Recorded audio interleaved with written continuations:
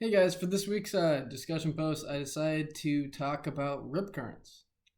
So, a little background on why I kind of find rip currents fascinating is that growing up, my family was always around the ocean. They always loved it. My parents grew up in Seattle, so they're really big on Puget Sound and Alki Beach and stuff like that.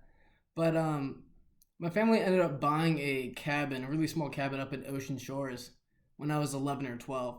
And when we would go down there for time to time, we would pick up like the local newspaper or something like that, and we'd read stories about people who'd be out swimming by themselves or little kids or family members that would go out there and they would get caught up in a rip current. And it would show the rescue operations photos and stuff like that or news articles online where the fire department was trained for those types of operations because up in Ocean Shores, that's a big problem because there's so many beaches and stuff like that and so many tourists that the ocean can just kind of sweep them away. So a little bit about rip current. So rip current is pretty much a channelized currents of water that are flowing away from the shores and beaches.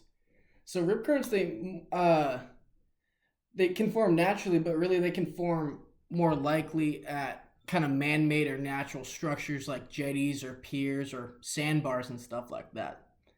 So one of the reasons why rip currents are pretty dangerous is because rip currents pull people away from the shore. And rip currents, the speeds can vary from like moment to moment, but the average speed is around 1 to 2 feet per second. When thinking about that, you're like, oh, that's not that big of a deal. But really, since there's so much water and so much resistance pulling back on you, you can get tired really quickly, and that's how a lot of people get swept out and end up drowning. But one of the records is a rip current was measured at 8 feet per second, which is, if you think about it, it's pretty crazy. So even like with rip currents, and they can even sweep the strongest swimmers. So even if you're in good shape and stuff like that, it's still a huge risk factor.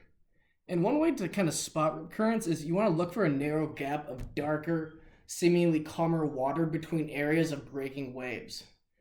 And white water. White water is also at the surf is another way to spot them.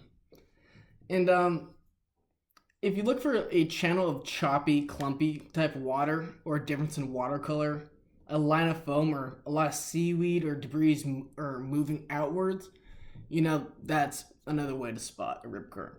So a lot of people know the basics of what to do if you're caught in a rip current. So one thing that you can really do is rip currents don't pull you under. That's an undertow. So rip currents, they really only just pull you out towards, deeper towards the ocean. So you don't want to swim against the current because that's just going to tire you out, and then that's how most of the drownings do happens. You get too tired and you waste all that energy fighting something that you can't beat.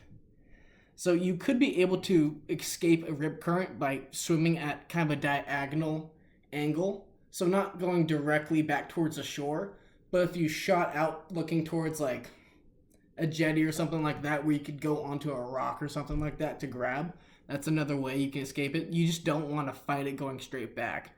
It's best really to let the current take you and slowly swim at a diagonal angle back towards shore, not directly towards. You can also escape by floating or treading water, and if the current circulates back towards the shore. So, tides do go in and out, so that current will eventually go back in. Just the whole point is just do not fight it because it will be a losing battle. And if you feel like you aren't able to reach the shore, or, rip currents have been known to bring people out hundreds and hundreds of yards deep into the ocean. And, I feel like I'm a confident swimmer, but, battling waves and stuff like that, I would be a little bit scared too. So, always having your hands up and yelling for help for a lifeguard's always, a best option.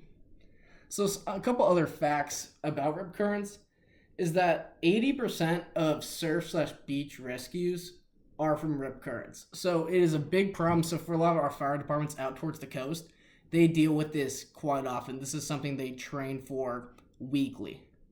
And another thing is that sometimes rip currents, they just break beyond the line of the breaking waves. So when you look out to the water and you see the waves crashing, most of the time that the rip current will stop after those waves. But other times, like I said, it will go out hundreds and hundreds of yards. And another thing is that rip currents are mistakenly called rip tides, or kind of referred to as an undertow, but that's wrong because those are two different things. So again, rip currents, they will only bring you out towards the water, and an undertow will bring you under. So you don't have to worry about a rip tide or a rip current bringing you under. So that's my little spiel about rip currents, and I hope people learn something. Thanks, you guys.